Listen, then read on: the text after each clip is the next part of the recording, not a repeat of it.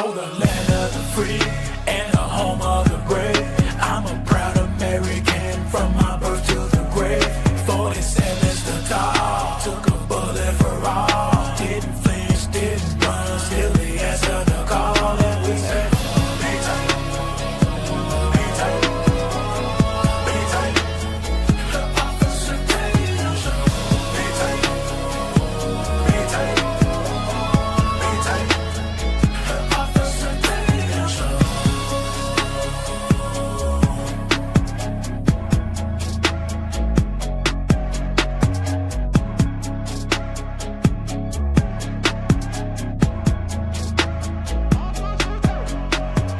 Oh, the land of the free and the home of the brave.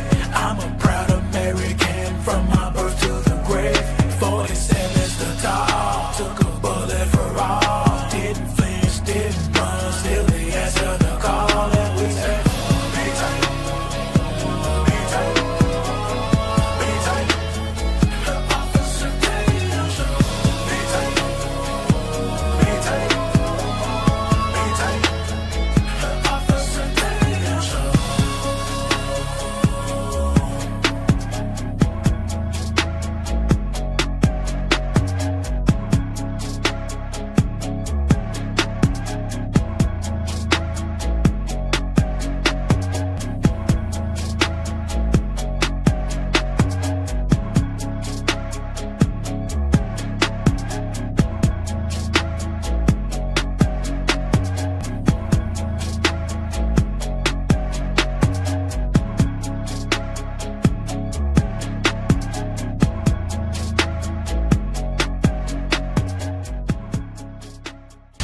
If you don't believe that we are in a fight today, you're sleeping under a rock. If you get hit and you lay down and you cry and you fold up in the corner, definitely you will not win the fight. We show up to win. Our culture needs a lot of you young people in here to step up and stand out. There is nothing or no principality, power, division, devil can stop us when we're united. They can only get you when you're divided. When I see the American flag, I see us progressing to something that can be awesome and great. And if you don't plan on winning then, you might as well go on the day.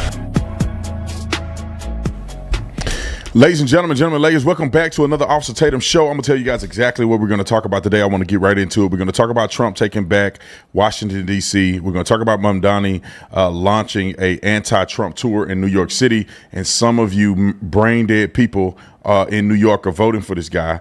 We're going to talk about the incredible improvements of nutrition through the SNAP program because of RFK Jr. We're going to talk about Christian Zionists that should be attacked, according to Tucker Carlson and his interview with the nun, who's obviously an American citizen.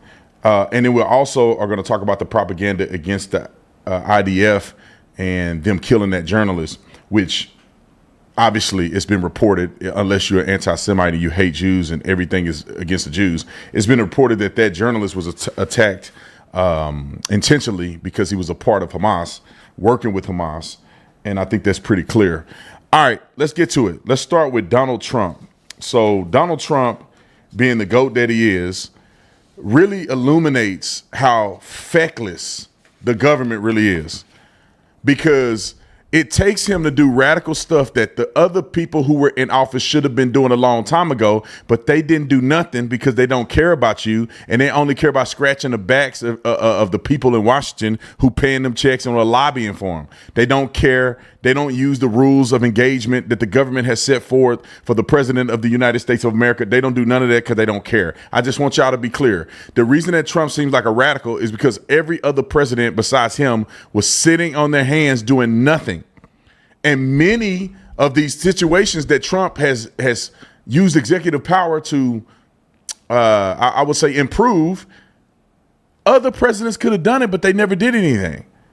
The fact that we have an immigration issue in this country and people are flooding into our country shows that there are presidents before Trump that could have done something, but they decided not to do nothing, kicking the bucket down the road. So Donald Trump is now having to be, having to man up on it. So let's talk about this situation with Donald Trump taking back D.C. and using the military and federalizing the police. I'm just going to give you a quick scenario that happened to me, and then we're going to play the clip. Me and the wife during Easter were in Washington, D.C., and we were going out to eat. I think it was the evening of Easter. We were going out to eat, or one of the days around that, and we saw a whole bunch of police cars everywhere. We were like, what is going on? We were looking out the window. It's like a big crime scene. Come to find out, a bunch of teenagers on bikes was running through this complex, and this is a nice area, bludgeoning people, robbing them, breaking into vehicles, and they were doing it in a mob style. And I remember looking at my wife and being like, I can't believe they doing that. I can't believe this. That's crazy. They're now looking for all these kids riding around on a bike that's been assaulting people, and they had the whole block quarantined off. That tells you how radical and out of control the crime was in D.C. So let's get to the press conference. Donald Trump, roll it. I'm announcing a historic action to rescue our nation's capital from crime, bloodshed, bedlam, and squalor, and worse. This is Liberation Day in D.C., and we're going to take our capital back. We're taking it back. Under the authorities vested in me as the President of the United States, I'm officially invoking Section 740 of the District of Columbia Home Rule Act. You know what that is? And placing the D.C. Metropolitan Police Department under direct federal control, and you'll be meeting the people that will be directly involved with that.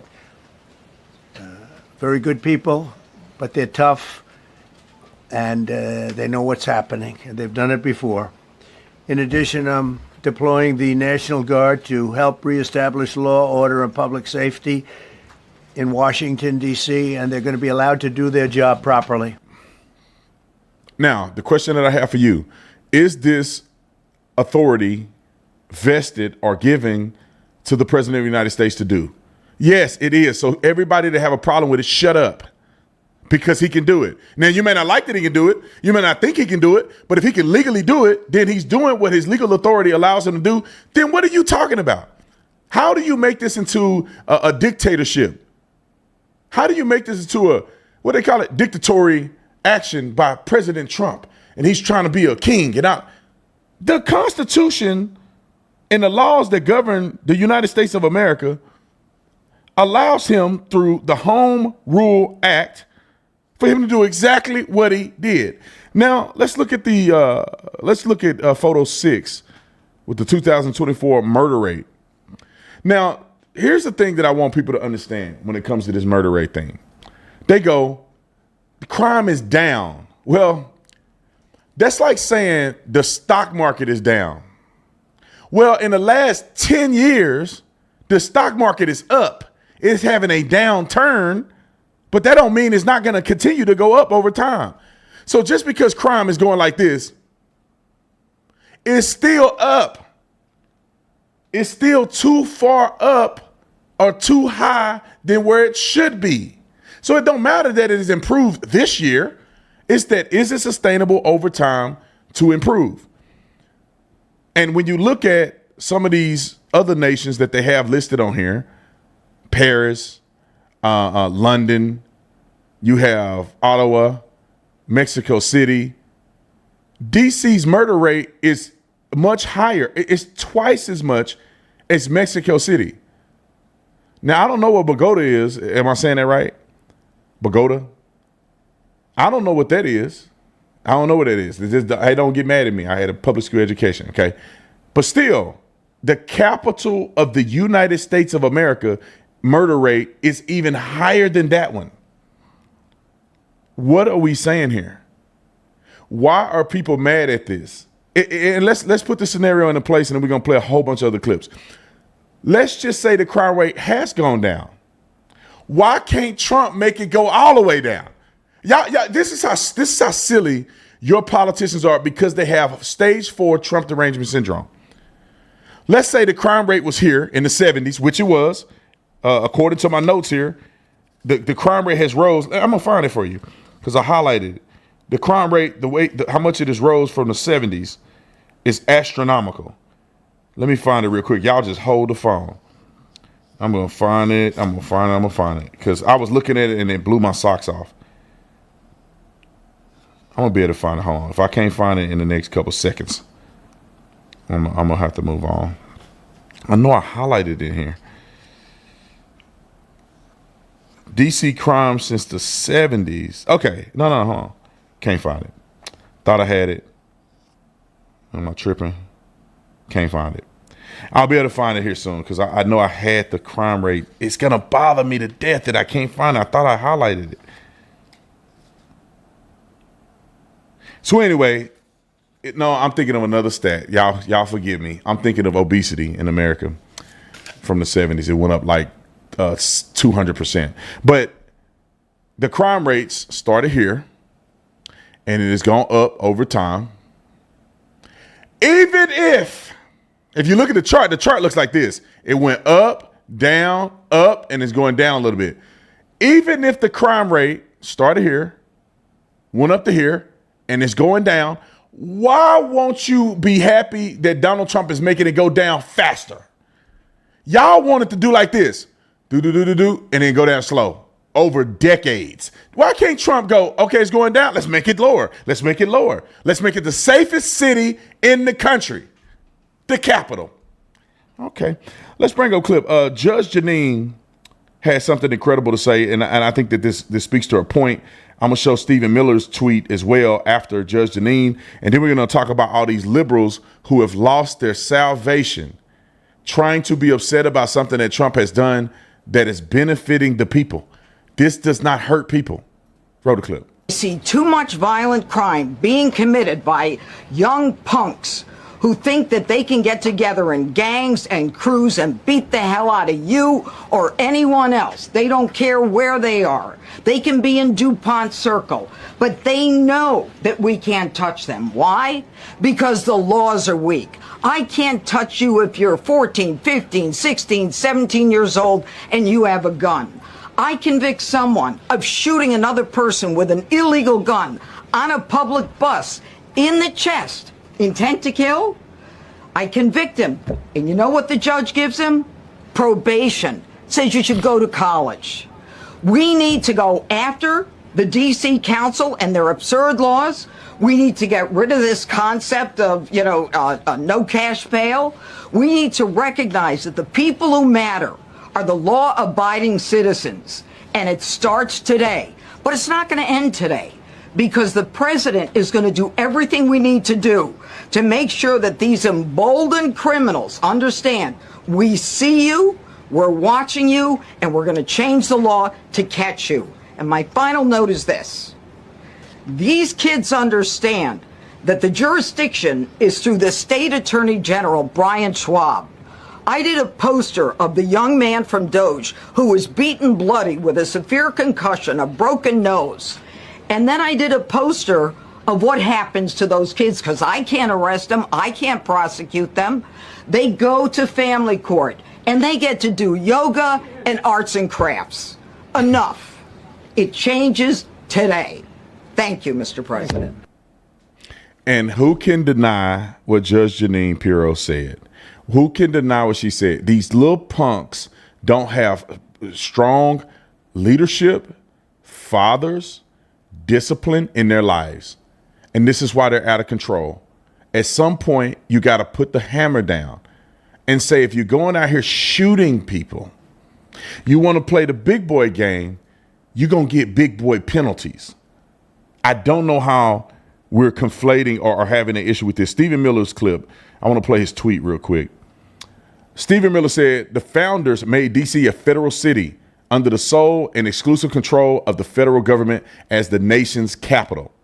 This provision has been and remains in effect since the Constitution was ratified. It has never been amended or revoked. It remains in full and complete force. It's like the Republicans and conservatives are like logical human beings that have facts as their backdrop, and Democrats are all emotional. Now let's look at these nut jobs cry about racism and all of the above. Let's start with clip 2. MSNBC calls federalization move racist. Now they put the Negroes on there. You know, you get 3 Negroes in a row, something stupid gonna happen, whether it's in person or on television, unless they're all conservatives. I'm just saying. I'm just saying. I haven't even watched this clip. What do you think is going to be said here? Some empowerment, some dignity, some law and order, some calling out these young thugs, mostly probably black, that are committing these atrocious crimes. What do you think gonna happen? Roll the clip. One of the things that we have seen over and over from the president, from his team, Stephen Miller saying it's like Baghdad in Ethiopia. They seem to hold their harshest criticism sometimes for cities that are majority black and brown. Do you see that, and what do you think that means? I think that I have been dealing kind of with this issue for a number of years. It's kind of easy fodder on the campaign trail. But now we're talking about governing, and my job is to focus on making sure our city is running well, and people enjoy a great quality of life. And I think we're doing a really good job. We do need the federal government's help, as I mentioned, because they have an outsized influence on our criminal justice system. We need more prosecutors. We need more judges.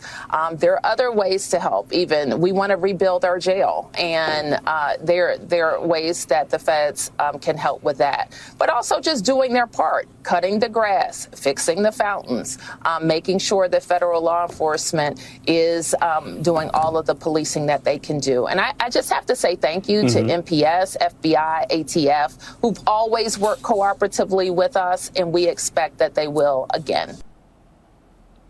Now let's think about this for a minute. Now I know people got to be politicians, but in reality, I just feel like I'd be more of a genuine politician. If my city is cutting up, it's okay to call out the fact that the crime rate has gone down, if that's what you want to say. But you can also say, but the crime that these young people are committing in our city is unacceptable, and it needs to come to an end. We should have no crime in this city. Why don't we have no crime? Why don't we have no adolescent crime? Adults can do adulting things, but young people, why are they committing crimes? And as a city leader, I would articulate that although I believe the crime rate is going down, we can do better. Although I believe the crime rate is going down, it's unacceptable for teenagers to be robbing people. And that's going to come to an end. Even if I didn't agree with what Donald Trump did, I could say, I don't agree with what Donald Trump did, but this is unacceptable. Why can't people just do that? It's unacceptable. I tried to look at some crime rates just real quick and throw them on a chart here to compare DC to the rest of the country. And I wanted it to give me something that, a little more clear, but it says violent crime rate in 2023, Washington D.C. recorded a violent crime rate of approximately 1,100 per 100,000 people. That's the crime rate. It affects 1,151 people per 100,000, far above the 50-state average of about 374 per 100,000 people. If you average the crime rate per 100,000 people, that means the density of crime, 1,100 per 1,000 versus an average of 374, that's 3 times the average city. 3 times. All right, let's keep going. Back in 2018, D.C. Violent crime rate was already more than twice the nation average, which stood nearly 369 per 100,000, and that's even back then. Looking at the 2022 federal FBI data, the national violent rate was 380, while D.C. rate surpassed that, reaffirming the above average standing. Let's see murder rate. In 2023, homicide rates was around 37 per 100,000. In 2024, it dropped to 27 per 100,000. Now, let's put this in perspective. This is why you can't monitor a city's success or failure based on 1 year-over-year drop. You got to look at the average of murder over the last 10 years, 15 years or so, because you could have a mass casualty event in 2023 that hiked the number up a little higher than what it normally be because you didn't have a mass casualty event in 2024. Now in 2025, I think DC or maybe it was Philly, one of these cities had a mass casualty event. That's going to make the numbers go up per capita. So you can't just go off one city. Oh, it's down. It's down because it's down today. Those numbers, in my personal opinion, are deceptive.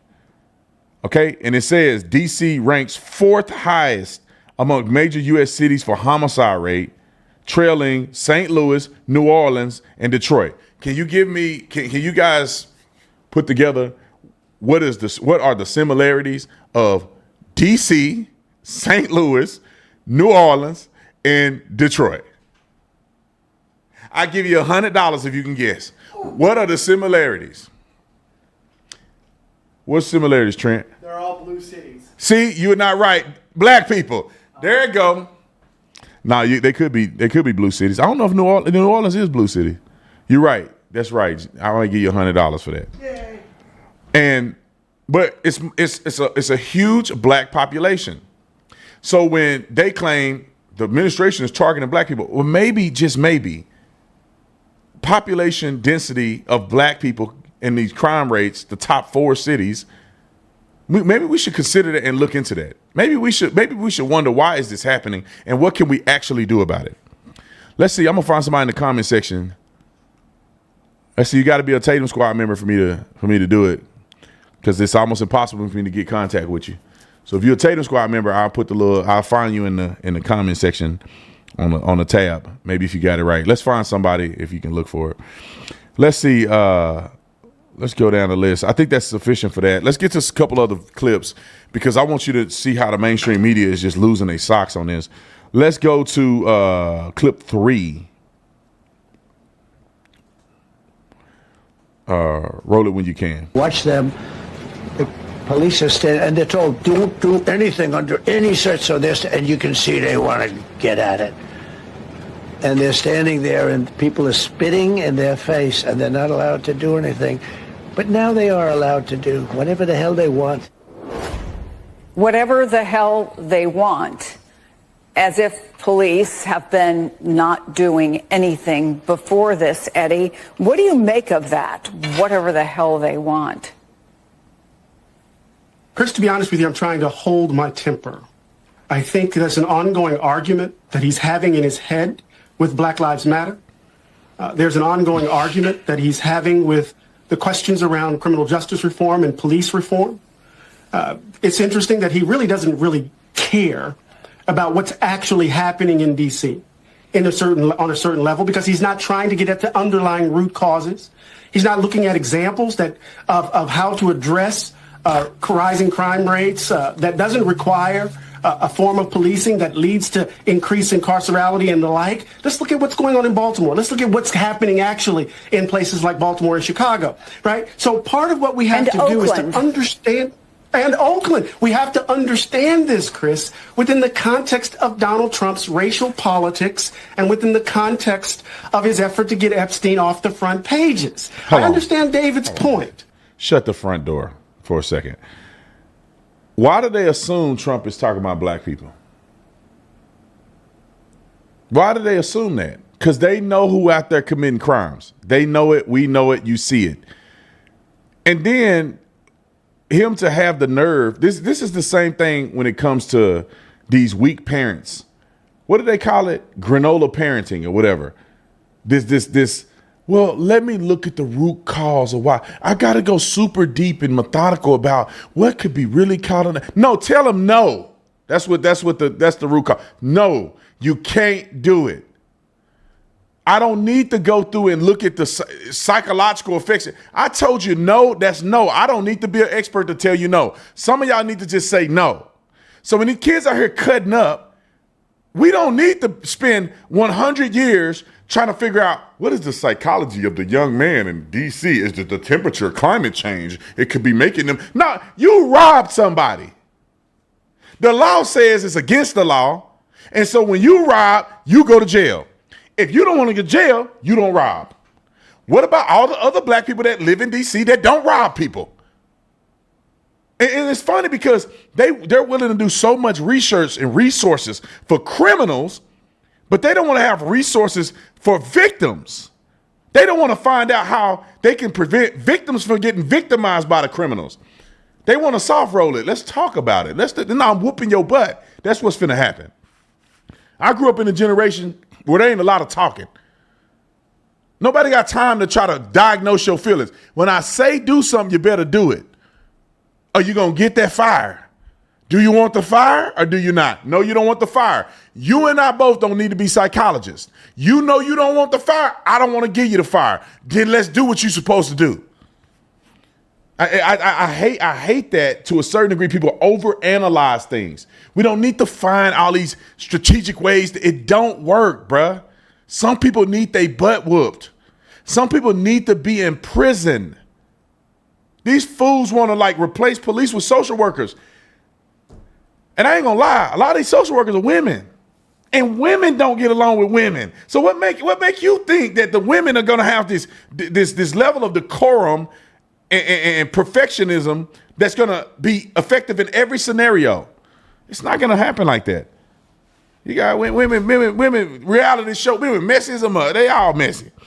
Not all of them, but a lot of them messy. We want them to, nothing against good women. I'm not talking about you good ones. I'm talking about the one down the street that don't take care of kids like she's supposed to. Women are running the asylum, and the asylum is crumbling. I'm just being honest. The school system is failing. Most of the people that work in the school system are women.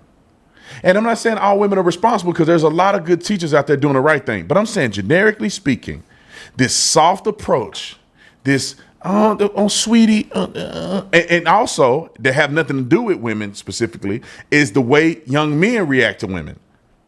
That it's like, so when you think a social worker is going to come to somebody's house and he's a hardened criminal, he don't even listen to his mama, and he going to listen to you, sweet talk him into recovery. Sometimes they need daddy to show up with the hammer. That's all I'm saying. All right, let's get to the clip 4. Did I finish that clip or that fool had something else to say? Yeah, he did. How much time was left on that clip? Let's see. 28 seconds? Nah, we go to the next one. He wasn't saying nothing in 28 seconds. Roll the clip.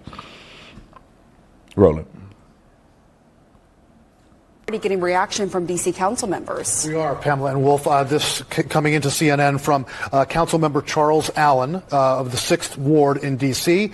His post is, quote, the president taking over local control of MPD and putting the U.S. military onto the streets of D.C. under the guise of public safety is wrong.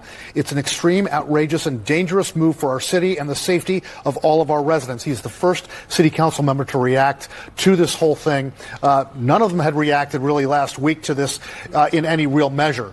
This is the first time a city council member has reacted and come out strongly on this. We're also reaching out to Mayor Muriel Bowser's office and the office of the Metropolitan Washington Police Department for their response. We started to reach out to them while this news conference was going on. No word back from them yet. The mayor has been fairly muted in her comments on this. She did speak out yesterday in an interview, but did not openly criticize the president for this.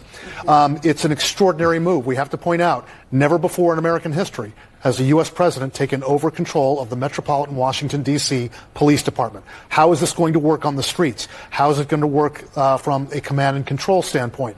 That is a huge, huge question. And, of course, his threat to do this in other cities, we'll see how that plays out. I think you got to see how it really plays out here first. Right, and we should also note that he talked about moving the homeless population in D.C., right. Thousands of people far.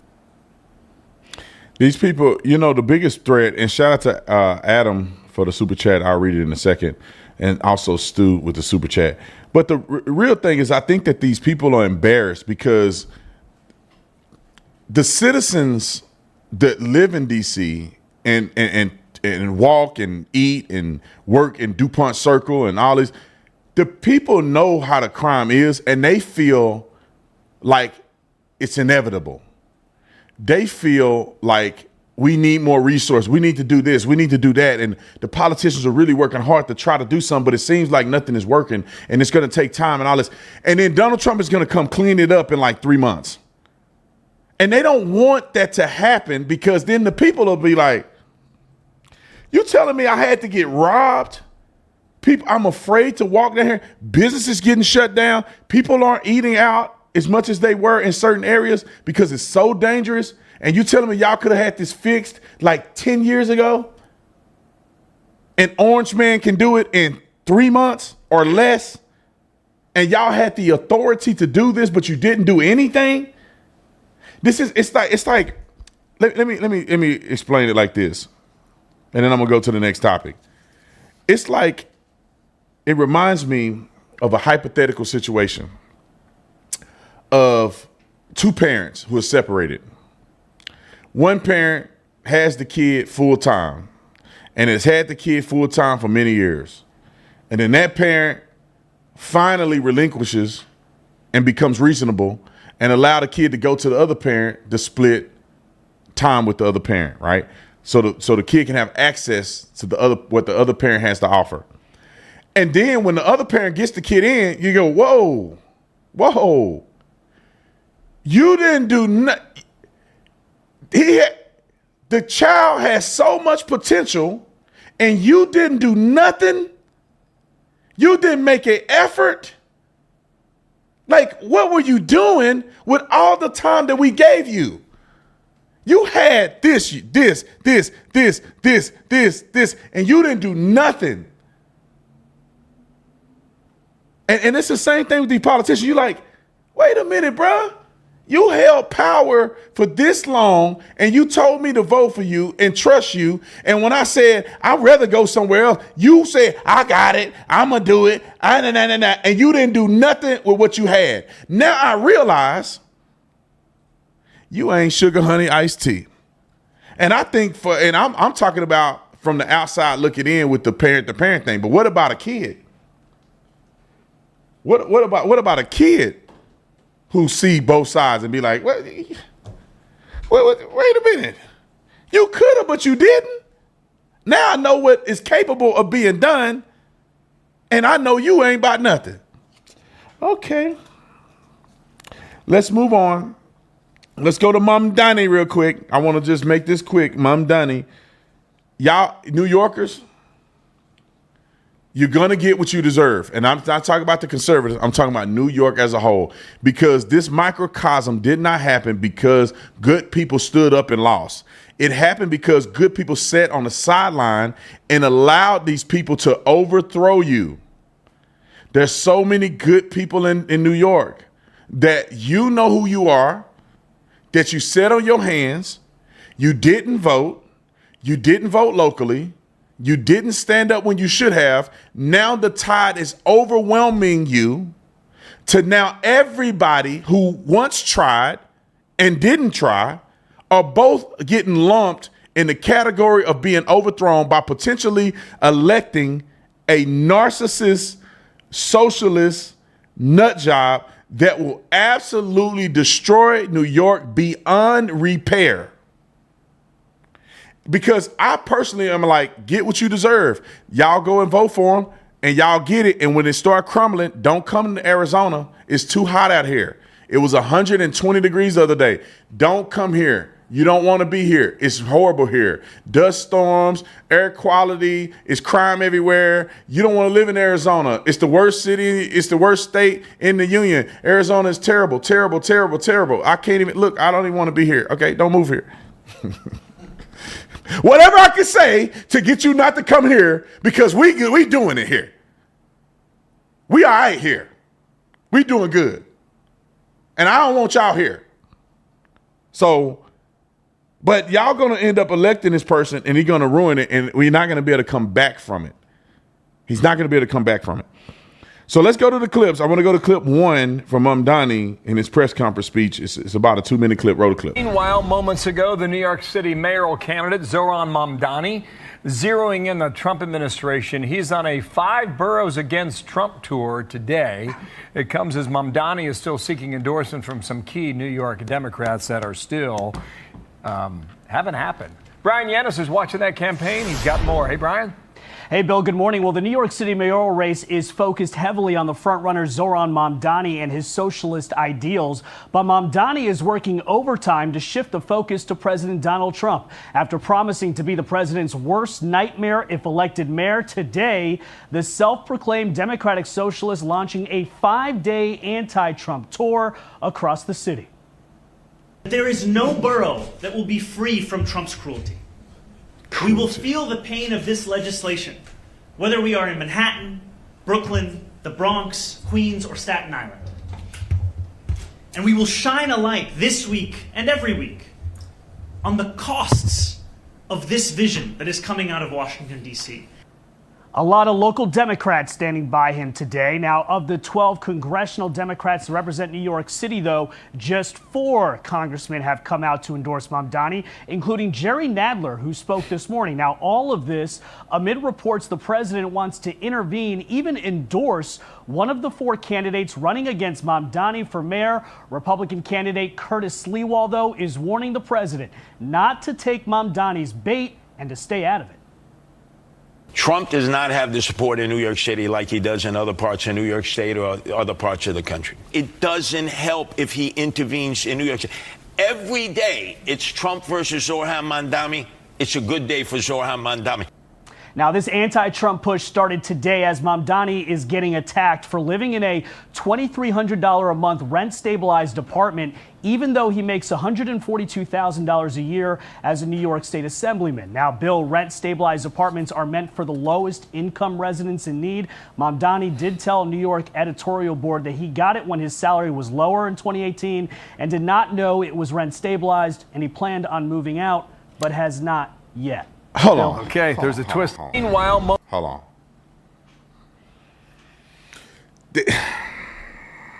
Do you know somebody? I like you need to make your intervention. Do you know somebody that's voting for Mamdani? Do you know how crooked you have to be for you to be making $100,000 plus? And this is just Mamdani's salary in the current position that he's in, and he's living in rent stabilized housing. That means that your rent is fixed and is done so for lower income people. This crook said that he didn't know it was stabilized rent. Bro, when you first start making money, or when you were broke, allegedly, because you never broke, your mama and them rich and you were never broke. But when your rent didn't change, did you ever think twice to say, maybe I'm in rent control housing? Y'all know he know he's in rent control housing. You think they don't tell you if you're in rent control housing? This guy's running for mayor of New York, and he don't know what rent control housing is, where it is at, how to find out if you are a part of it. And then why did he move there when he didn't make a lot of money? Because it was a rent controlled housing. It is rent control housing. Crook, and he want to be your mayor and lying to your face, stealing money. This is what they do, bruh. Rent control housing, he go and take a spot from somebody in need so he can live there and save money for himself.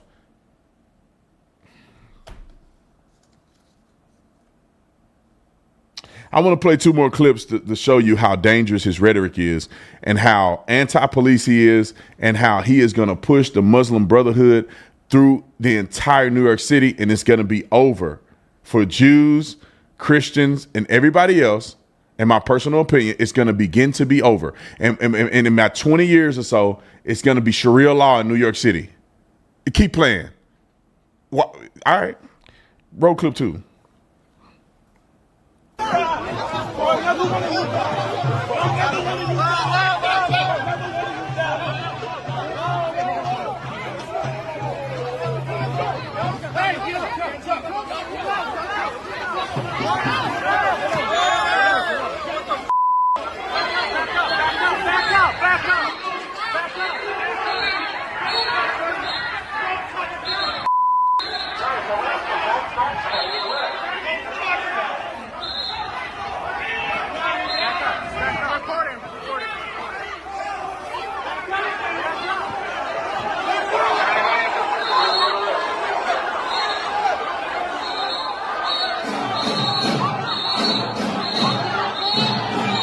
Now, will Mamdani,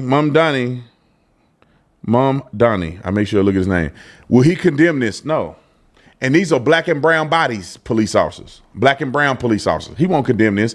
They want lawlessness. They want to have federal. This is the thing. They get mad at Trump for federal control. They want federal control. They want to overthrow the municipal police department so then they can control it when they're in power. They're mad that Trump is using constitutional authority to do it before they did it. They want federal authority. They want to be able to run from the top down and say, oh, municipal police are racist. We can control the police officers from the White House. We can control law enforcement and make sure it's equitable for everybody. So you don't need to have municipal police because municipal police are corrupt. This is what they want to any communist nation. They don't have freedom to vote for, to choose law enforcement, to vote for their law enforcement agencies or officers. When I say vote for officers, meaning vote for the sheriff, and the sheriff pick the police officers. The mayor, you vote for the mayor. The mayor, in some cases, they'll control what happens with the police department. Unless you have the city manager may do it, or some people let the police chief do it, and that person is hired. And you know, all of that stuff is the city and the people's agenda being people's agenda on display.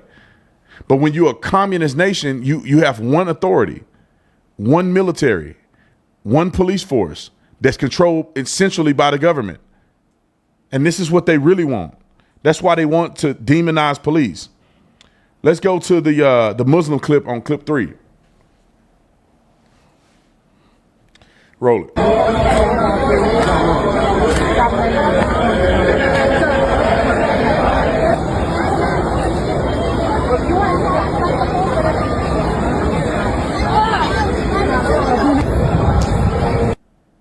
Now, if I believed, to be honest to God, if I believed that these people, and for lack of better terms, I think these are like suicide bombers, right? Not literally, but figuratively, meaning that it's only a matter of time before they pick theirs over yours. It is the way of Islam that I have seen across the board, is that they believe in taking over places. The crazy radical ones believe in doing it by beheading and force, but the other ones do it through manipulation and all other stuff that you can do to gain power. Once they have power, they begin to infiltrate and implement their Sharia law and their religious foundational beliefs.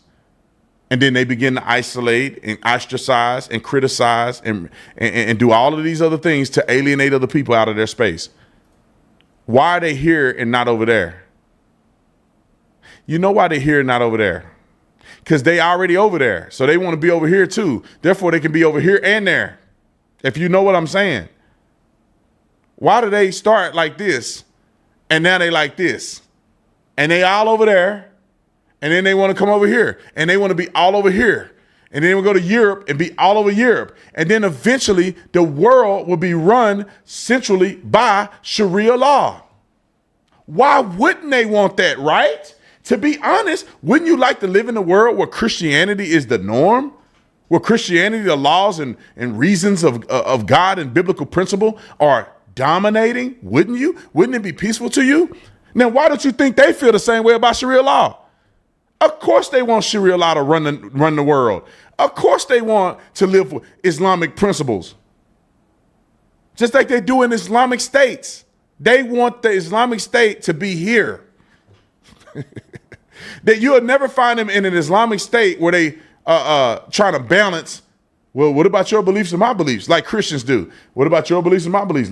Let's mutually agree, and you can do yours and do mine, and we can do ours at the same time. No, it's their rule. And was Muhammad not a conqueror? Was Muhammad not a warrior? Yeah, he was. All right, let's go to the next one. The SNAP program. And for all you granola eating, tree hugging leftists, why aren't you excited about this? How are you not excited about what RFK is doing with the SNAP program? The people of the melanin, not the smart people of the melanin, I'm talking about the dumb people of the melanin. What do? They cry every day about systemic oppression in the Medicare, in the medical facilities, in health, all of this stuff. They complain to no end that it's systemic racism against black folks. That's why they're obese and they have a lot of medical complications. Many of them are poor. None of them will address this. Why? Play the clip. SNAP, SNAP, we're spending $405 million a day on SNAP. And about 10% is going to sugary drinks. And between, and if you add candies to that, it's about 13 to 17%. And we all believe in free choice. We live in a democracy. People can make their own choice about what they're going to buy and what they're not going to buy. If you want to buy a sugary soda, you ought to be able to do that. But the U.S. taxpayer should not pay for it. And the U.S. taxpayer should not be paying to feed kids foods, the poorest kids in our country, with foods that are going to give them diabetes. And then my agency ends up through Medicaid and Medicare paying for those injuries. Who on planet Earth disagree with what he just said? Why? Like if you want to buy your own snacks and throw your own health off a cliff, you can do that. Nobody's stopping you. But if the government is going to fund nutrition for you, isn't it a good idea that they don't fund nutrition that will kill you?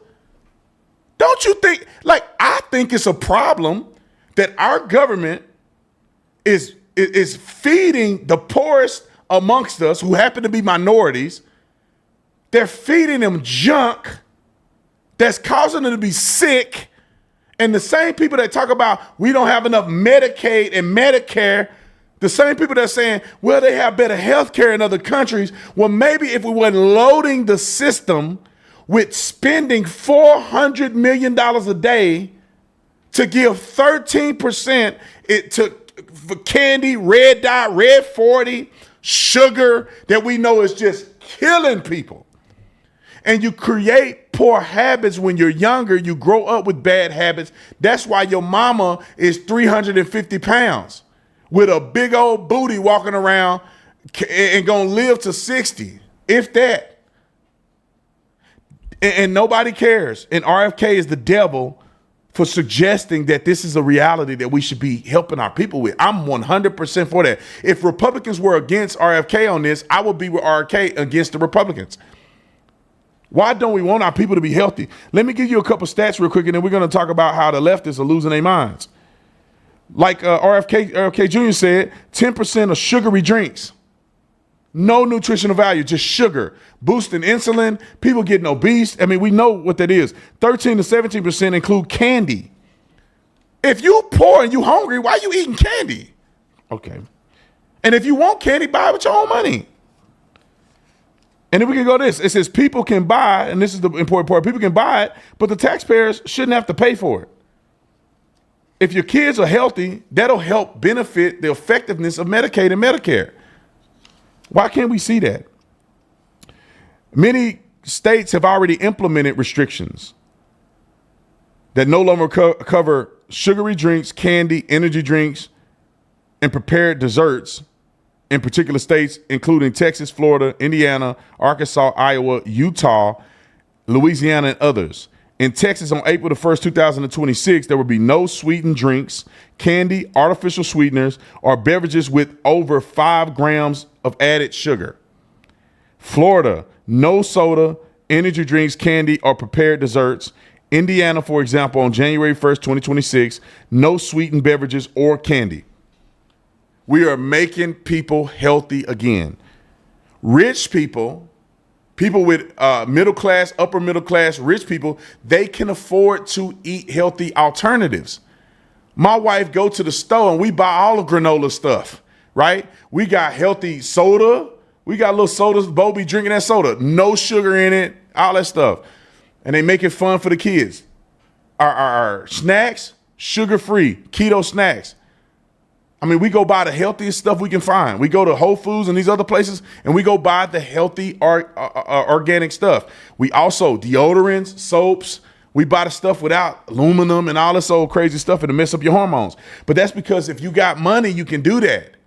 But if I'm gonna pay my taxpayer $1 for the poorest people amongst us, why they can't get premium stuff? Why they can't get good food? Why they can't get good healthy toiletries? If we funding it, why can't we fund them to get the good stuff? You know what I'm saying? I'm willing to pay 2% more in taxes if we can help people do better. But y'all blowing our money. So I don't want to give y'all nothing. There was another statistical data point that I wanted to point out, and this is the childhood obesity crisis. Like, how do the leftists who claim to care about kids don't get with this? 1 in every 5 U.S. kid, 19% obese from 2017 to 2020. That's 14.7 million kids who are fat. This rose 21% by 2023. Highest increase in ages 2 through 5 and boys. Childhood obesity has tripled since the 70s. Tripled. Like, did that not have an effect on people? Medical insurance? That's why insurance premiums are out of control. Because there are some people on a medical dole that are just eating us alive. They in the doctor every day. Dialysis, preventative measures. Now, I'm not saying when you get to a certain age, you don't need to do none of this stuff. But this is preventative health measures that they could have participated in for an extended period of time, but instead they chose not to. Or they're being, used. Type 2 diabetes. I don't count type 1 diabetes because that's an autoimmune disease. So type 2 diabetes in youth doubled from 9 to 18 per 100,000 in the same period that I just mentioned. The CDC projects that type 2 diabetes in youth can raise 700% by 2060. 700%. The only thing I want to see raise 700% is my money in the stock market, but not childhood obesity and type 2 diabetes. That's insulin, that's doctor's appointment, that's young kids dying way too early, that's, just bombarding our system when we can avoid all of that because you don't need sugar. I have my energy drink, wherever it's at, it's over here. I have my energy drink, no sugar. We don't put sugar in it. We don't have to put sugar in it, and it tastes good. We sweeten it with natural sweetener, not sugar. Let me see, hold on a second. Y'all need to get some of this energy anyway. We actually sold out. So the new stuff coming in, and we got new packages and everything is pretty good. Oh, it's keyed out. We don't have to it's keyed out. Don't worry about it. Let's see if I can. Yeah, that ain't gonna work. Anyway, this is it. All right, let's get to the last story. I might jump on this last story and be done. No, I may do the last two. Where am I at on time? I got a little bit of time.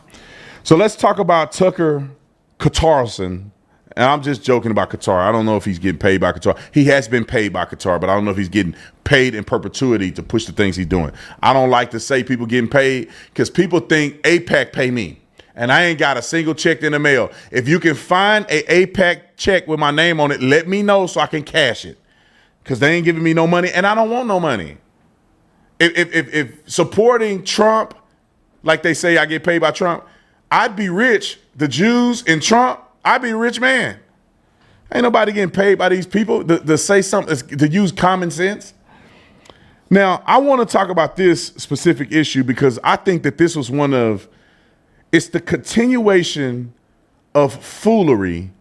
And in my opinion, this is not as anti-Semitic, but I think it's disingenuous at best. Tucker Carlson goes on, Agapia Stephanopoulos. Okay, yeah, that's Stephanopoulos, who is also the sister of anchor George Stephanopoulos. And I don't know how she got the mustache. I don't know if her hormones off or something. She can at least shaved it before they got her on the show. They let her get up there with a mustache. Okay, the mustache aside, he interviews this lady who is a U.S.-born Russian Orthodox nun, and she's given a side of how Christians are being treated in Gaza and the West Bank. And I'm going to give you some statistical data points. And this should make you question every Christian. I'm not talking about people who are Christian in name only, but every Christian that sits up here and know the truth, but choose to lie and deceive people.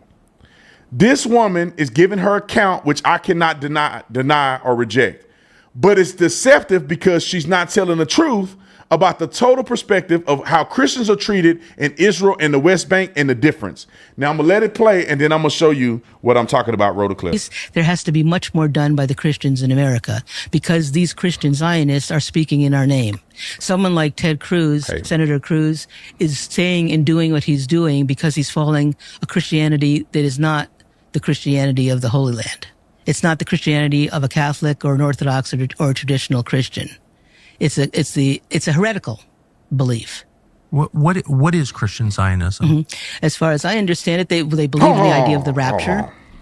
I'm gonna play it. I think y'all be mad when I stop it. Just play it. Just play it. They when the believe clip stop, that it's sort of this cruel bargain they have going with Israel, because basically what they say that they're going to be swooped up into heaven, right, and then there's going to be a 1,000-year kingdom, and then there'll be the end of the world and the judgment by Christ, and he'll come back. This is a false. It was condemned as a heresy in 381 because basically there is no 1,000-year millennium to come, no 1,000-year period.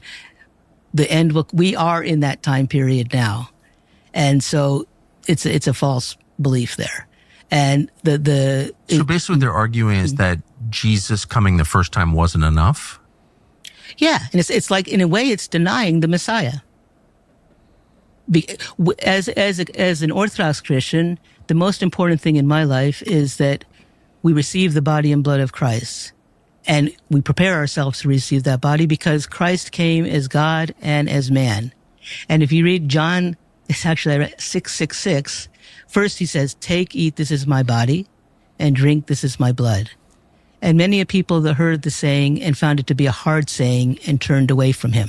Yes. So everybody was Jewish then, right? But some believed and some didn't. And some continued to follow only the law. And some said, and Christ superseded the law. He said there's something more than that law. I am the law. I fulfill the law and the prophets. We believe in the Feast of the Transfiguration on Mount Tabor. It takes place near Nazareth. I've been there many times. And in our icons, in our images, you see Moses and you see Elijah aside Jesus, because the law and the prophets have been fulfilled in Jesus Christ. He came and said, I'm the church, I'm your salvation. And you know what I think often about is where I lived in the Mount of Olives, St. Mary Magdalene Convent. Right above it is a Catholic monastery called Dominus Flavit. Christ wept.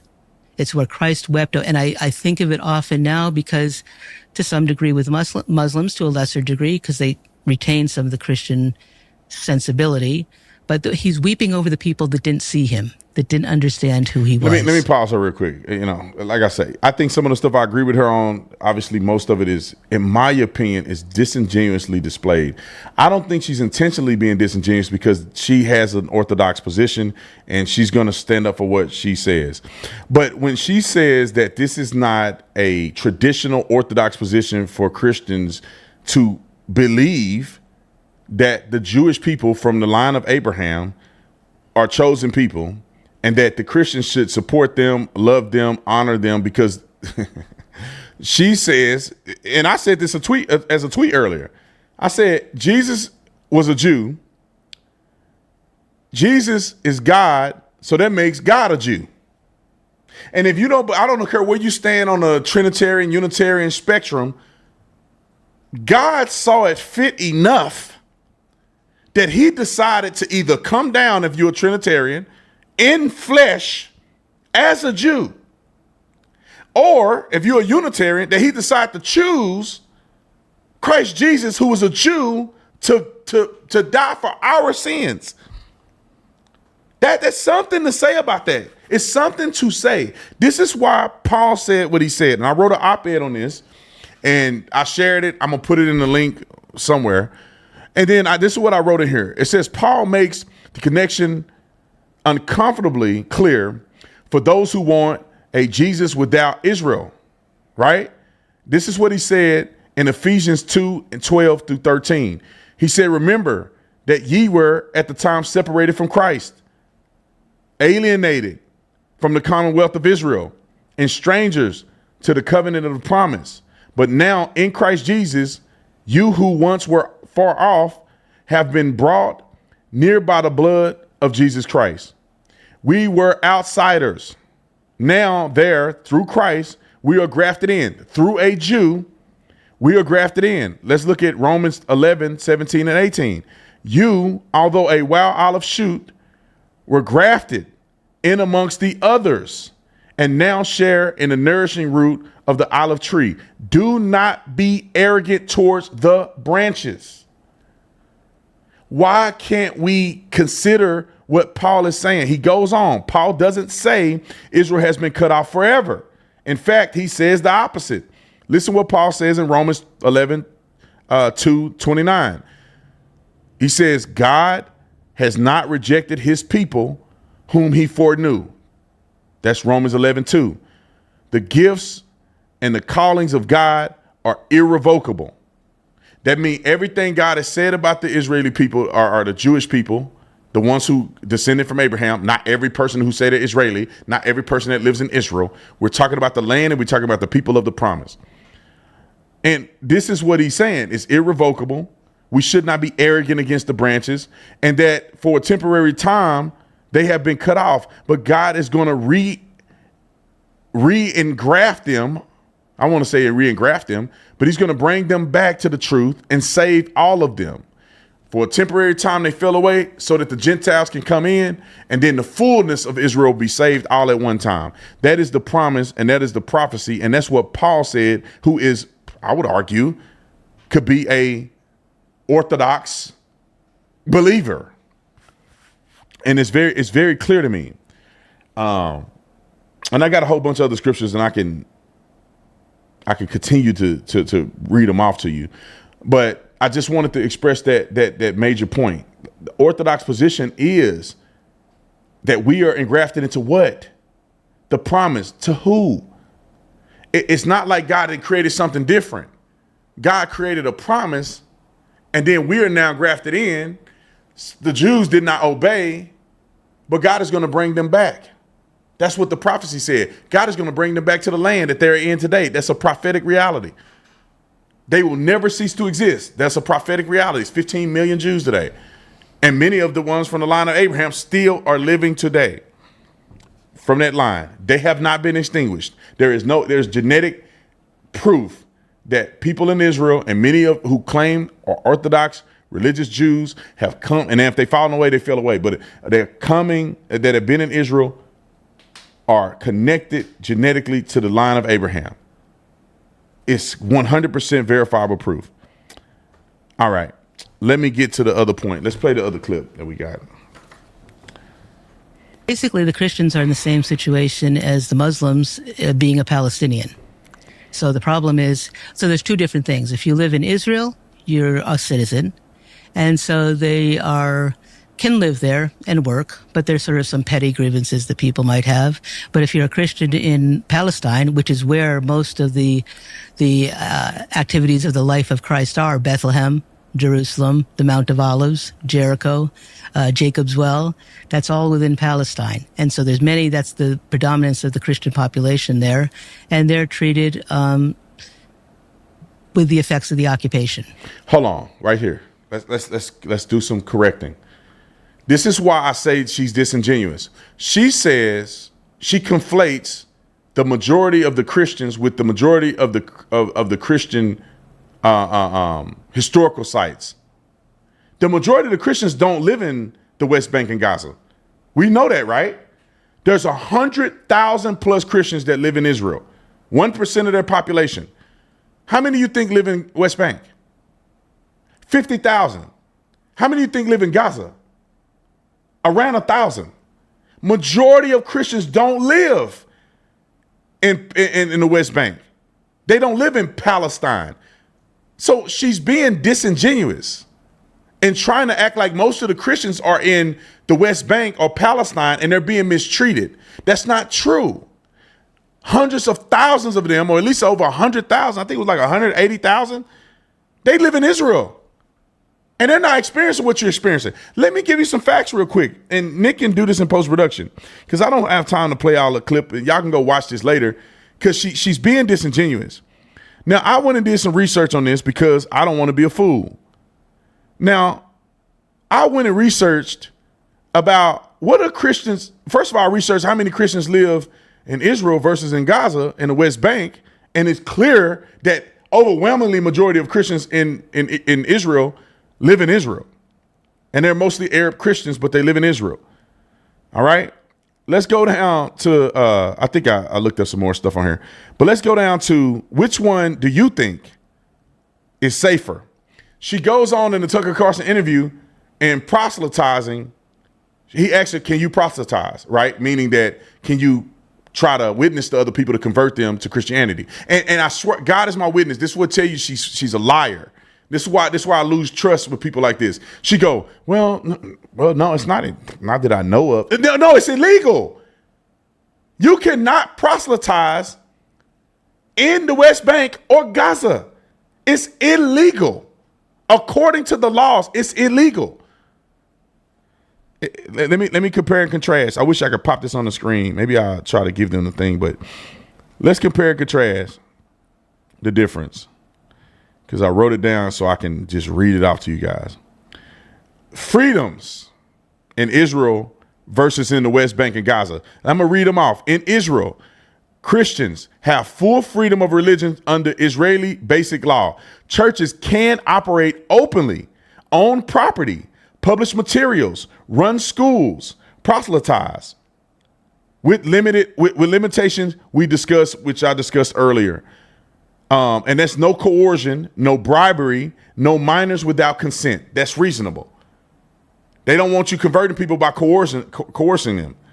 And then it says Christians can hold political office. They can serve in the military and work in public institutions without religious restrictions. That's Israel. And so for all these people out here trying to make this lady out to be, oh, this poor nun is just getting treated poorly. And now let's talk about what happened to you in West Bank and Gaza. Christians is recognized as a divine religion, according to them, but proselytizing is illegal. Religious life is allowed for historical Christians communities, but conversions from Islam are generally rejected socially and bureaucratically. Christians often face pressure from surrounding Muslim communities if they challenge cultural norms. That means that you are not freely living as a Christian like you would in Israel. Gaza is worse. Islam is enforced more strictly. Religious conversions away from Islam is not legally recognized. Christians can worship privately, but cannot proselytize. A small, shrinking Christian population, around 1,000, serves mostly by keeping a low profile. Now, if you go and proselytize, what do you think gonna happen to you in Gaza and in the West Bank? What do you think will happen to you? But we supposed to believe that the Zionist Christians are the idiots and that Jews hate the Christians. You guys are not, they're not pointing out the reality of what's actually going on. Why don't they talk about what is the experience of the majority of Christians who live in Israel? 100,000 plus versus 50,000 versus 1,000 in Gaza. And they're heavily restricted. Islam is the law. Christians have to, we accept you. They don't treat them fairly. But this has nothing to do with Israel. She's complaining about how Israel won't let them go back and forward and different things like that. But she's not complaining about how Palestinians treat Christians. You catch you trying to witness to people. What do you think gonna happen to you? Death by sword is probably what's gonna happen to you. But no, the Jews are bad, so we don't want to talk about the actual exposure or realization of Christians. And if you look at the region, the population of Christians in Israel is growing. The population of Christians in the West Bank and Gaza are dropping. There's 2.2 million people that live in Gaza, and 1,000 are Christians. Bro, that's like one area right there of Christians right here, and everybody else is Gazans. That's not a significant portion of the population. Let's read some of this here, because I just read legal freedoms. Let's go to the social climate.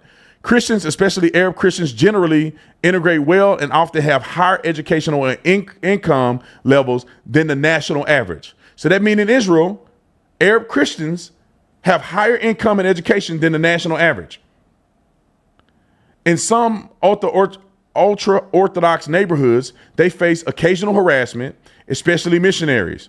But in secular and mixed cities like Haifa, Jaffa, and Nazareth, Christians live openly and often thrive.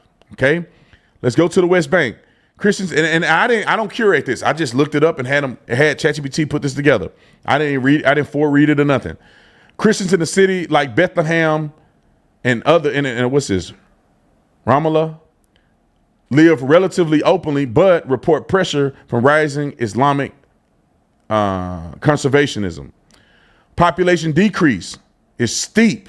Bethlehem Christians population dropped from 80% in the 50s to 12% today. Why do you think that happens? Okay, 80% in Bethlehem, and now it's only 12%.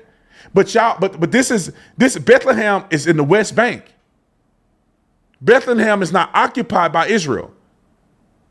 So when you on the television running your mouth about this, why don't you explain why in a Palestinian run state or run city or whatever they want to call territory, that the Christian population have dropped from 80% to 12%? I know why, but if you hate Jews, you don't want to realize why. It's a very conservative Muslim environment in Gaza. Christians live under constant social scrutiny. Some incidents of intimidation and violence have been reported. Large-scale immigration have reduced the community drastically. They're pushing the Christians out of Muslim-run majority cities. They don't want you there. That's not the same in Israel. And it says here, population trends. Christian population is smaller, but stable or slightly growing at 180,000 plus Christians that live in Israel. Steady decline due to immigration, birth rates, and pressure in the West Bank of Christians. Sharp decline, communities at risk of disappearing entirely in Gaza. What do you want to say? Tucker Carlson brings on these people to push a message that he knows better. He claims or purports to be a Christian. If you're a Christian, bro, you could look up the same thing I'm looking up, and you will find that you bring a nun that's advocating for Christianity, but not one time during the interview did I hear Tucker Carlson push back at all of how she's being treated by the Palestinians. And now I didn't watch the whole thing. I think I watched the first 40 minutes or 30 minutes of it. I didn't hear him push back at all. I heard him leading her into questions that illustrate how bad the boogeyman Israel is. We'll finish a couple more clips and then I'm gonna be done. Roll the clip. Roll it. Which means you have checkpoints around you. A Christian who lives in Bethlehem cannot go to Jerusalem, to the Holy Sepulchre, without a permit by Israel. And they don't usually give those permits, especially now. You know why? Hold on, stop. Do you know why? She don't tell you about the terrorist attacks that have been happening that came from the West Bank and Bethlehem and the Muslims that are just killing all these Jewish people. So they had to put a wall up to stop the terrorism. And then she go, they don't give permits, especially now. Why now? Oh, October the 7th? Oh, okay. I was wondering. Why you don't live in Israel? Why are you living on the Palestinian side? Okay. Roll the clip. No, without permission from Israel. Look at him. That's interesting because, I mean, those Christians that you're describing, I mean, they're the descendants of the Christians. Absolutely, who yeah. were converted They've been by there Jesus. from the beginning, yeah. I mean, right, Christ came as a Jew, right? Yes. Went to the temple, but the people that converted and have lived there for centuries are, in fact, I think there's been studies done that on Palestinians living there now, and they are the Canaanite descendants. Yes. They're people that have been there for centuries. Not all, or the greater apart, not just Palestine included Syria and Lebanon at a different time under different empires and things. So, yeah, they're the first Christians. Next clip. Why don't you tell us what is happening to Christians in West Bank, in Bethlehem specifically, where she lives? Oh, she's not. Okay, play it. I mean, we should have a Christian AIPAC group. Of course, yeah, going on. Like, you're not allowed Hold on. She said they should have a Christian AIPAC group, meaning Christians who advocate for Christians in Palestine, I'm assuming, because AIPAC are Jewish people who advocate for policies that benefit Jews in America and in Israel. Let me just do a quick search real quick. Hopefully my computer worked. She said we should have a AIPAC. I'm just going to ask ChatGPT, is there an AIPAC type organization for Christians in Israel or Gaza and the West Bank? I know that there is, because I have raised money and have supported the Christian Jewish coalition. So, but all right, let's see what ChatGPT says. Just real quick. This is why I love ChatGPT, because it ain't always accurate, but at least tell you something. And okay, it says absolutely yes. There are organizations that serve as advocates, humanitarians, and reconciliation groups for Christians in Israel, Gaza, and the West Bank. Though none operate exactly like AIPAC, which is a lobbying organization or whatever, here are some key groups active in the region. So maybe is that her point, that they are exactly like that? But there's a lot of organizations right here that help. Sable, Liberation Theology Center, Kyrios, Palestine.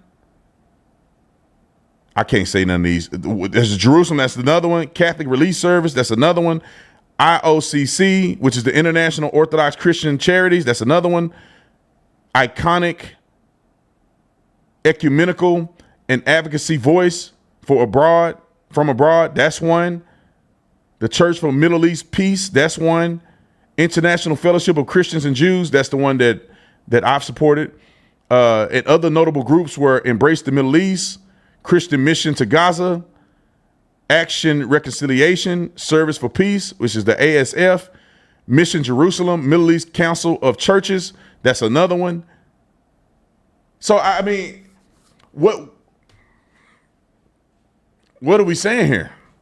Maybe you could say she has a point that it's nothing exactly like AIPAC. There's no lobbying organization that lobbies for Christians. But if you have an organization like AIPAC that lobbies for the benefit of Israelis in America and in Israel, including Jews and Arab Christians, then you do have AIPAC that support Christians in Israel. What are we even saying? People act like the money that goes to Israel goes to Jews and no one else in Israel. Let me give y'all some fun facts. Did you know that there was over 100,000 Arabs, or you can say Arabs or you can say Palestinians, I don't know the difference, right? Over 100,000 Palestinians previously from October 7th that lived in Gaza and the West Bank that worked in Israel. Did you know that? There's 5,000 Palestinians that serve in the IDF. I don't understand how it's an apartheid and a genocide when you allow hundreds of thousands of Arabs, or not Arabs, but Palestinians to work in Israel. And until they committed a terrorist attack, they probably still be working in Israel. What are we saying here? What are we saying? Play that clip. Is that it? One more clip. Roll it. Up the Church of the Nativity. Sorry. No. I mean, even if you're agnostic on the politics of it or whatever, which is fine, maybe preferable, but you can't do that to Christians. How about no? I agree 100%. Where's Ted Cruz in all this? Ted Cruz talks about how he's a Christian. This is why I don't like Tucker. Because he asked these rhetorical questions as if he's genuinely asking her, where's Tucker Carlson in this? No, you're framing the question as, I want you to go after Tucker Carlson and say what you got to say about Tucker Carlson. Let me ask it as a question like I really want to know the answer. That's not what he's doing. He's trying to attack Ted Cruz on this thing. Roll the clip. Mike Johnson, as the Speaker of the House, talks about how he's a Christian. Well, they talk about it a lot. We have to battle AIPAC and the Christian Zionists by the Christians standing up, say, not in my name. We can't be doing this. So if they're getting money from these organizations, then Christians have to have enough concern to say, I don't want this happening in my name. No, and to my brothers in Christ. Right. We're supposedly a country based on a Judeo-Christian heritage, right? So where is that Judeo-Christian heritage when you're destroying the very foundations of it? St. Jerome translated the Bible in Bethlehem. The cells where he was at are under the Church of the Nativity. You know, the very roots of our Christian heritage are there, and we're letting it be destroyed. What would you say to Ted Cruz, the self-proclaimed Christian, supporting tank shells fired at crosses? Like, what is that? We have to defend Christian values, American values. Let me tell you this. So I looked this up. They were talking about this church that they were talking about. They got hit by Israel. So what happened is you could tell that it was some fragmentation of a rocket that hit a portion of the building. They didn't bomb a church.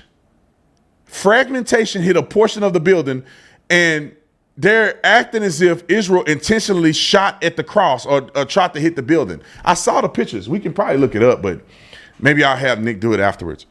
But I looked at it and I was like, oh, wait a minute. I thought they bombed the church. Boom. It looked like a piece of shrapnel or something hit the side of the church and knocked the corner off of the edge, but nothing else in the church was damaged. Are there conflicts that have happened that are questionable about IDF in churches? Yeah. Let's look into them. Let's explore them on both sides and figure out which one is true and which one is not. But to just believe that Jews, it's crazy to me, because when you look at it in a vacuum, they can make any ridiculous claim they can make. They try to frame it as if Christians are in dire need in Israel and nobody's helping them. Well, majority of the Christians live in Israel and they live freely. They can teach, they can serve in the government, they can serve in the military. Arab Christians can serve in the military. You can't do that in Gaza. So why won't we talk about the Palestinian restrictions on Christians? But yet Tucker Carlson is on there capitulating when he know the truth to give an image of an issue that don't exist in the way that they're saying it exists. We should protect Christians everywhere. But when you are up here saying we should fight against Christian Zionists, I don't know. I'm going to do my research on this. But if I had to bet, I would argue that I think Christians are safer in Israel than any of these Muslim countries in the region. Let me look it up and see what ChatGPT said about it. Because if you look at the Christian population in many Armenia and some of these other places, used to be majority Christian, heavily Christian populations. When the Muslims came in and took over, they've washed away the Christians. They either killed them, they forced them out, you name it, they did it. All right, let me look up real quick. I'm just gonna look it up, and that don't mean it's true. I'm just gonna look it up. Are Christians safer in Israel than in any of the other Arab countries surrounding or bordering Israel? Let's see what it say. I don't know what it's going to say. It generates its own stuff. It says it's thinking. I would argue that Christians are safer. If you ask me, when I was on the tour, it felt dangerous going in the West Bank. We never went to Gaza because it was too dangerous to go to Gaza. So we we went to the West Bank. It felt dangerous, to be honest. I felt safe in Israel. You know, we didn't have nothing but one conflict with a Jewish person, and it was a kid. The little kid spit on a pastor. Okay, this is what it says. It thought for 28 seconds, which is a long time for the ChatGPT to think. It says the short answer is yes. Christians are generally safer and freer in Israel than in the border Arab countries like Egypt, Jordan, Lebanon, and Syria, and also safer than in the West Bank and Gaza. There's more to it, but I'm just putting this out here. Why is Tucker Carlson trying to act like Israel is the bad guy? If it's safer for Christians in Israel, why wouldn't we advocate to help, to better, to partner with, and to criticize Israel to make it better when it's already the safest places for Christians than any other places in the region, including Gaza and the West Bank? Legal protections in Israel. Freedom of worship is protected. Churches operate openly. Proselytizing, which is a hard word for me to say, is legal with limits, meaning that, you know, you can't induce people, you can't talk to minors without consent, which is reasonable in my opinion. It's not too crazy.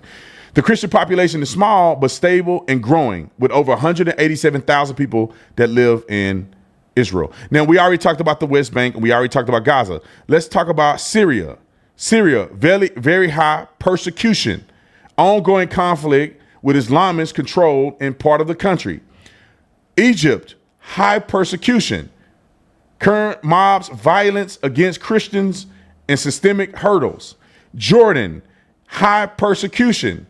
Converts from Islam report harassment and official hurdles. Lebanon, not in the top 50. Comparable free on paper, which is what I'm looking at. You guys can't see.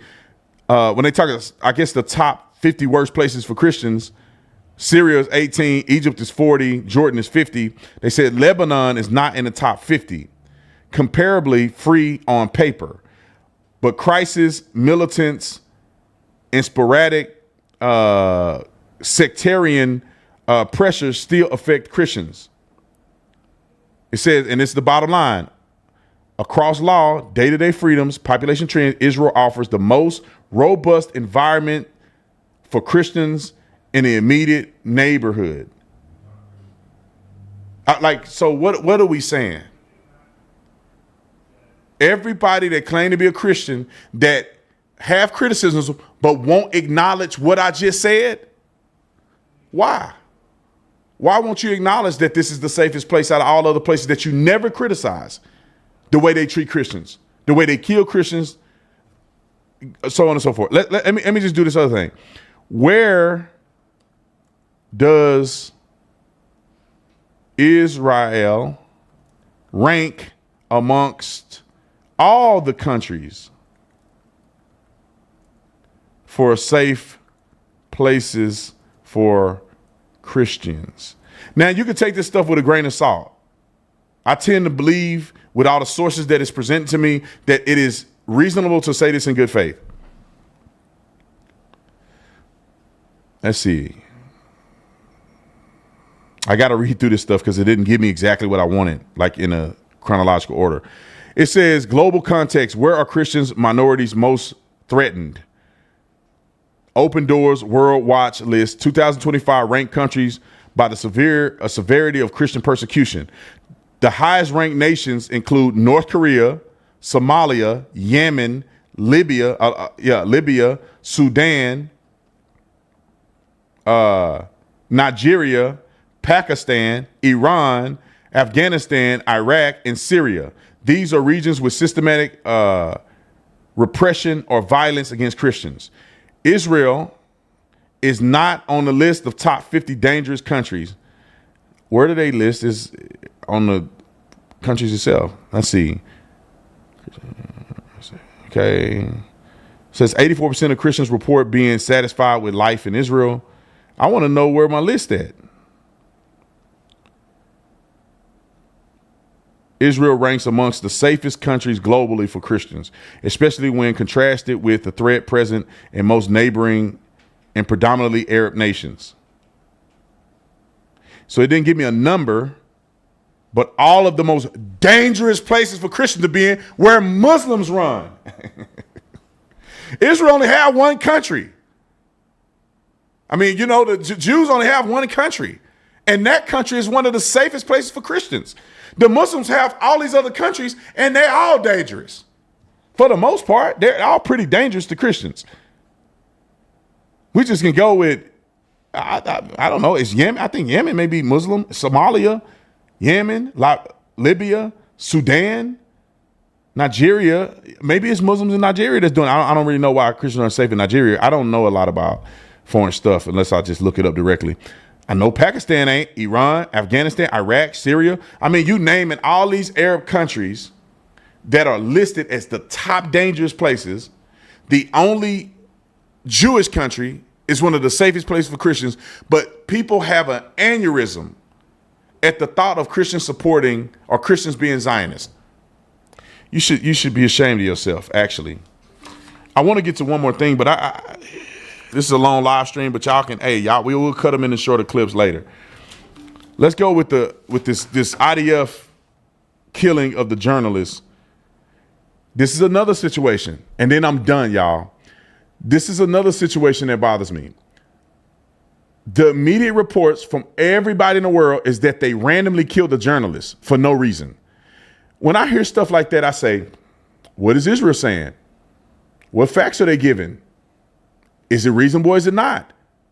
Come to find out, after everybody's blasted Israel and said that they're the enemy of the people, come to find out this guy did have connections to terrorist organizations. He did have connections to Hamas. And it's not shocking that Hamas would have journalists working for Al Jazeera. Roll the clip. As we begin our broadcast bright and early this Monday morning, we are following some breaking news as it relates to conflict in the Middle East. Take a look at your screen. This is the very latest video we are getting from our content partners as we are following a report from the Associated Press. I will say viewer discretion is advised as some of the images might be hard to watch. We are learning from the Associated Press that Israel's military targeted an Al Jazeera correspondent with an airstrike Sunday, killing him, another network journalist, and at least 6 other people, all of whom were sheltering outside the Gaza City Hospital complex. Officials at Shifa Hospital said those killed included Al Jazeera correspondents Anas al-Sharif and Mohammed Kerhia. The strike also killed 4 other journalists and 2 other people.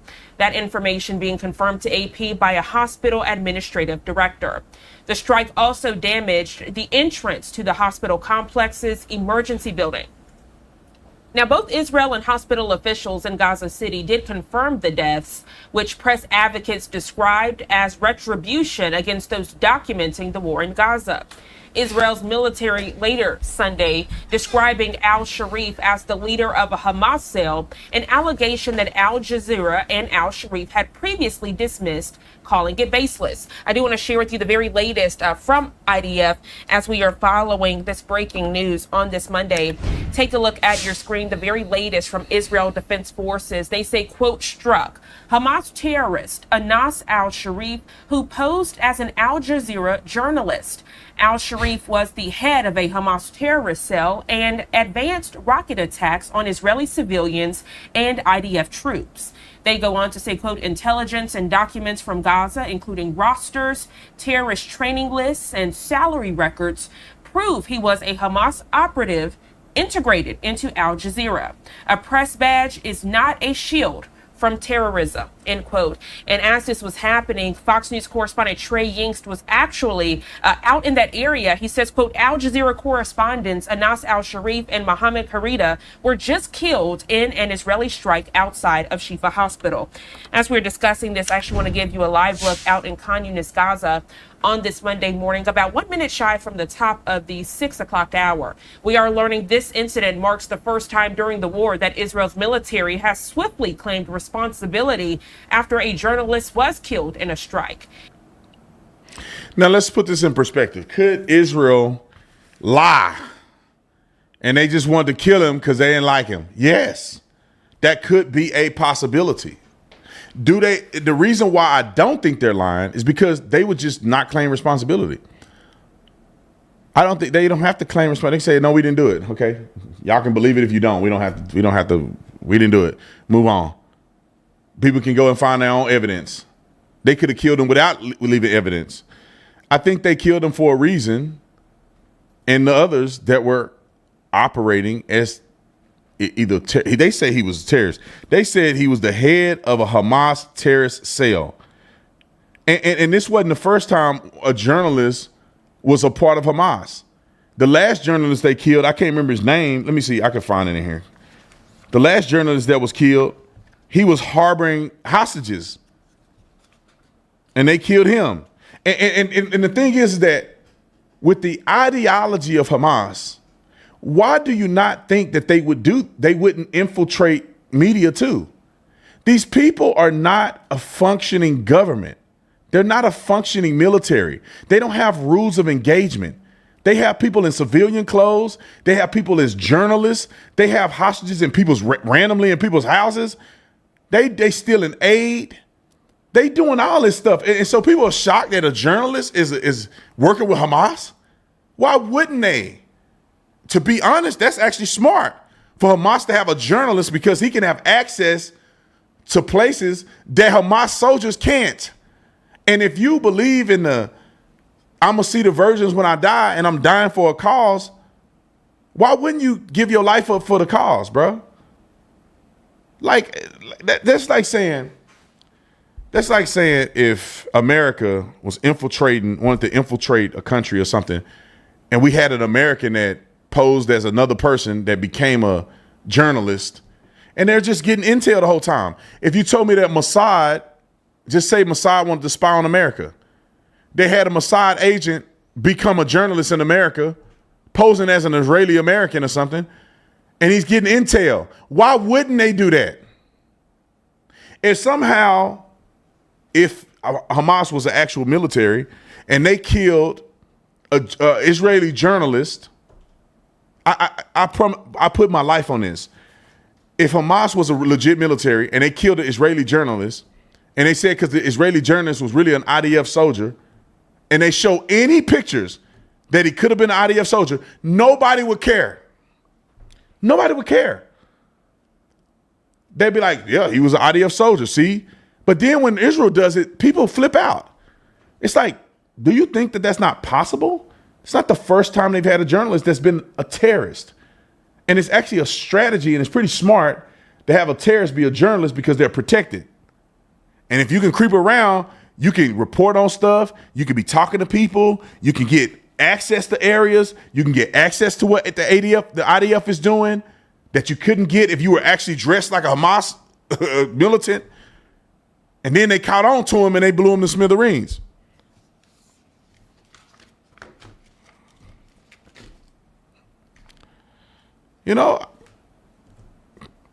I just think we don't have a reason not to trust IDF unless somebody prove that they did something wrong. They show me an IDF soldier shooting a kid in the head for no reason, then they wrong, bruh. They wrong.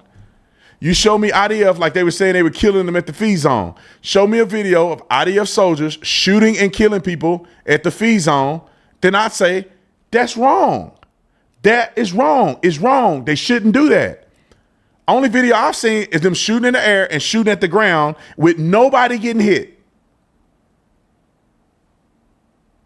Like, that's the only videos y'all got, but you want me to believe what you're saying? Show me the video and I'll critique them. It don't make me no difference. Nobody pay me. I'm not Israeli. I'm not a Jew. I'm a Christian. I don't have to put on for these people. I don't. My loyalty is to Jesus Christ in America. And I do have a set of loyalty to making sure that the Israeli state, but I can't do anything about it. I love to support. I'll donate. I'll help in that way. But, man, I don't need to be lying for nobody. I ain't finna ruin my reputation. When somebody show me some video and I'm like, I don't want to see that. No, man, you show me them shooting somebody they ain't supposed to be shooting, then I'll say that's wrong.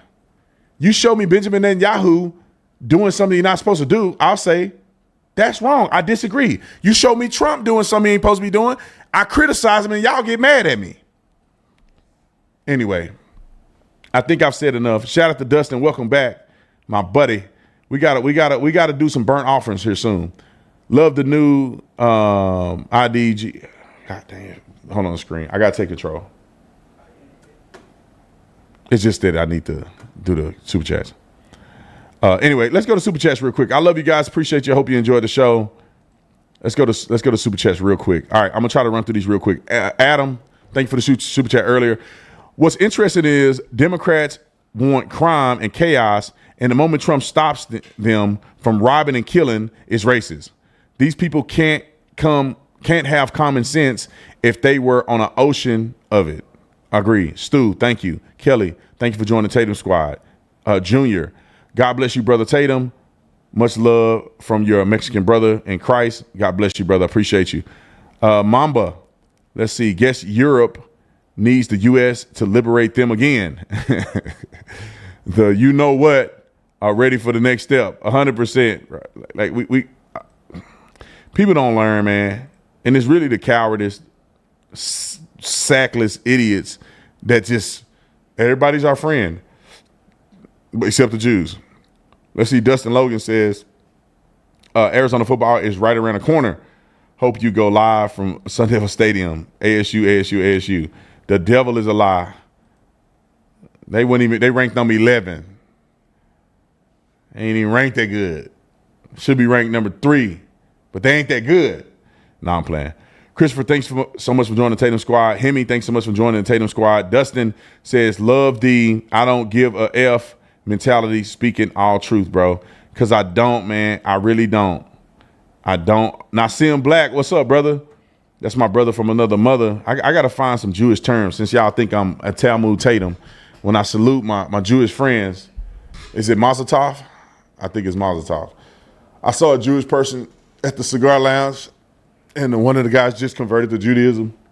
He's like, hey, man, my friend, love you, man, on social media. When you see him, just say Mazel Tov. And I was like, all right. I don't even know what that means. I actually need to look it up. I think it's something cool. I don't think it's bad. But anyway, shout out to Nasim Black, man.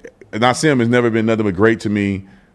Always a cool dude, very smart, brother from another mother. See y'all in the next one, man. I'm out of here. Oh, the land of the free and the home of the brave.